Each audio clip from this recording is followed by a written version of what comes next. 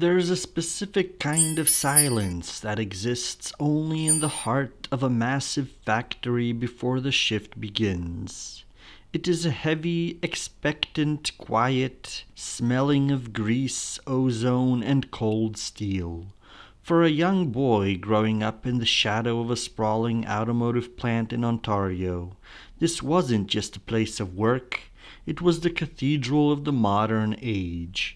He stood there at 7 years old, dwarfed by the sheer scale of human ambition, watching the molten metal pour like liquid sun into the molds of engine blocks. This was the first seed, the realization that everything we use, every car that hums down a highway, begins in a place of heat, thunder, and colossal transformation. His father was a man of the line, a Ukrainian immigrant who had traded the jagged peaks of the Carpathian Mountains for the steady, rhythmic pulse of North American industry. But he was also a man who carried a different kind of vision in his pocket. He was a painter, a lover of the wild, a man who spent his spare hours trying to pin the fleeting light of the Canadian wilderness into a canvas. Between the clanging of the forge and the quiet of the forest, a duality was born in the son. The boy didn't just see the trees, he saw the machinery that would eventually fell them. He didn't just see the river, he saw the pipes that would one day divert it. The true magic arrived in a box. It was a $25 darkroom kit, salvaged from a widow who no longer had use for her husband's ghosts. At 11 years old, the boy stepped into a world of orange light and chemical scent. In that small, makeshift sanctuary, he watched the world emerge in a tray of developer. It was a dog jumping through the snow, a frozen fragment of time, but more than that, it was the discovery of a superpower, the ability to take the overwhelming, chaotic intensity of the world and compress it into a rectangle that could be studied, questioned, and held. As he grew, he followed the path of the traditionalists. He hauled his heavy gear into the pristine landscapes, seeking the same untouched beauty his father had painted. He looked for the pretty views, the postcards of a world without us, but something felt false. The more he looked at the untouched forest, the more he felt he was looking at a lie, or at least a half-truth. He was a child of the industry age. He knew that just beyond the frame of the pretty forest lay the mine, the quarry, and the assembly line. To ignore them felt like a betrayal of his own time. The epiphany happened on a winding road in Pennsylvania. He had taken a wrong turn, cutting across a countryside he hadn't planned to see. Suddenly, the forest vanished. In its place was a landscape that looked as though it had been turned inside out. It was a coal mining scene, a 360-degree theater of transformation. He stood on a hill and realized that this was the most authentic story of his era. This was the evidence of man. The pretty landscapes were a nostalgia for a past already gone. These wounded, reshaped lands were the urgent, screaming reality of the future.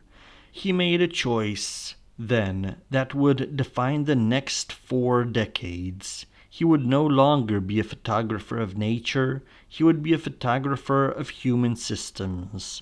He would go to the places we aren't supposed to see, the places where the things we crave are ripped from the crust of the earth. He became a witness to the industrial sublime, a term for that dizzying cocktail of awe and terror we feel when confronted with something so vast it threatens to erase us. His process became a ritual of patience. He moved from the ground to the sky, realizing that to truly understand the scale of our footprint, one must leave the Earth. He climbed into helicopters, perched in the open doors of small planes, and eventually mastered the silent hovering eye of the drone. From 1,000 feet up, the world abstracts. A copper mine becomes a series of concentric, terraced rings, like a stadium built for gods. A river of industrial waste becomes a vibrant, calligraphic stroke of toxic red against a blackened earth. He sought out the largest examples of everything. If there was a hole in the ground so big it changed the local weather, he wanted to be on its rim. If there was a dam so massive it slowed the rotation of the planet, he wanted to be above its spillway. This wasn't about a date-by-date history. It was about the anatomy of our collective appetite. He traveled to the beaches where the world's largest vessels go to die, watching men in threadbare clothes dismantle steel leviathans with nothing but torches and their bare hands. He saw the satanic mills of the new century, places where the things we buy at the mall are born in a haze of heat and human turmoil. But this journey was never just professional. It was deeply, painfully personal. The industry he photographed was the same industry that had claimed his father. The toxic oils and chemicals of the plant had seeped into the elder's skin, stealing his life before he could see his son's vision reach its zenith. When the photographer stood above a poisoned river or a mountain of waste, he wasn't just looking at an environmental statistic. He was looking at the ghost of his own family. He understood that we invent things before we understand their dangers, and we consume things before we understand their cost. His mother, a woman who survived the great famines and the displacement of war, remained his anchor. Her resilience, living into her late 90s with a mind as sharp as a shutter, served as a reminder of the human spirit's ability to endure even the most harrowing transformations. Through her, he saw the long arc of history. Through his father, he saw the price of progress. His work began to function like a Rorschach test for the species.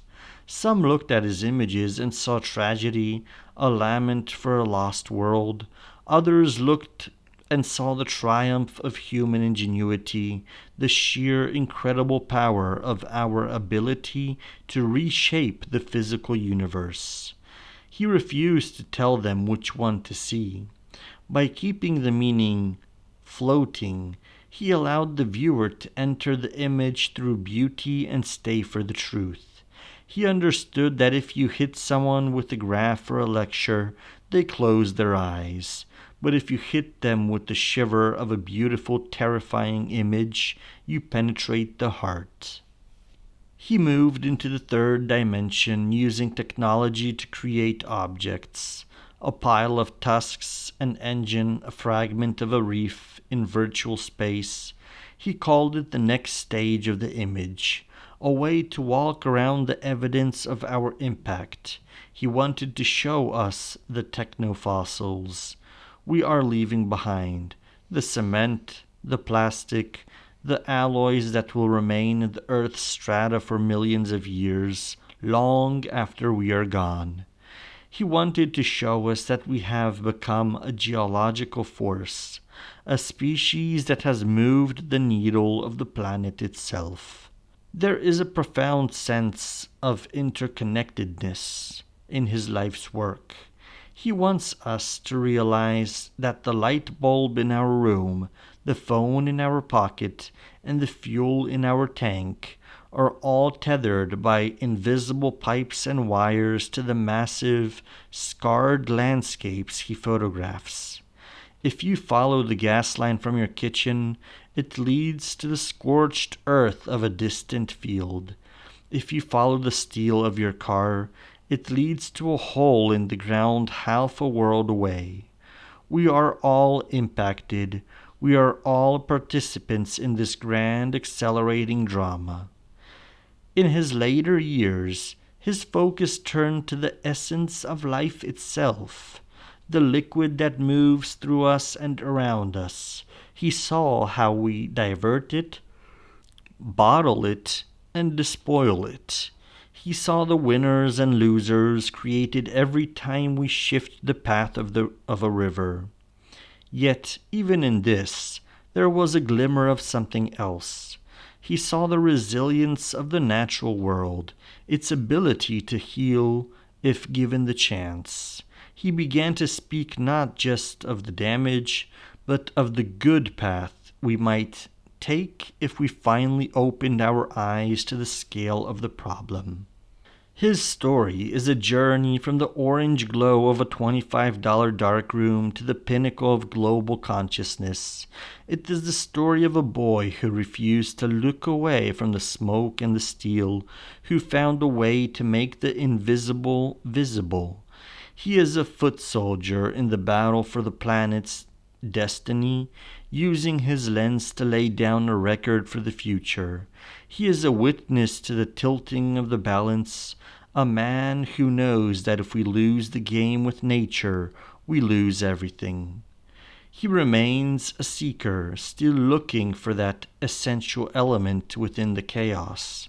He is still chasing the light, still waiting for that moment when the composition clicks and the truth reveals is so powerful it leaves the viewer speechless. He is a man who understands that we are in a period of overreach, but who also believes that the human spirit, like the images he creates, has the power or transcend the banality of the industrial and find something enduring, something touching, and something that might, just might, lead us home. His life is a testament to the idea that art is not a luxury, but a necessity. It is the shorthand we use to navigate the world, and as he stands on the edge of the next horizon, camera in hand, he continues to ask the questions that matter. He continues to show us that there is a world we never get to see, but one we are participating in every single second of our lives. He is the observer at the bow of the ship, watching the wake of progress as it stretches out behind us, forever growing, forever changing, and forever ours.